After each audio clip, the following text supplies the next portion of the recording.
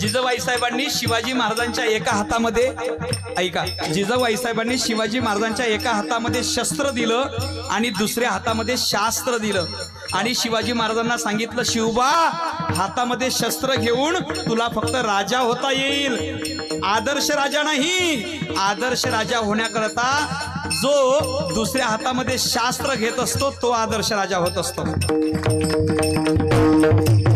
अरे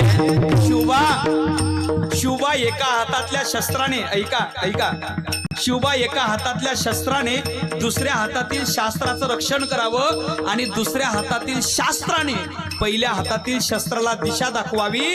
अशा प्रकारे शस्त्र आणि शास्त्र या दोघांचाही समन्वय राखणारा राजा जगाच्या पाठीवर आदर्श राजा होत असतो। आणि छत्रपती शिवाजी महाराजांनी खरंच एका हातामध्ये शस्त्र घेतलं आणि दुसऱ्या हातामध्ये शास्त्र घेतलं आणि स्वराज्याच्या उभारणीला सुरुवात केली।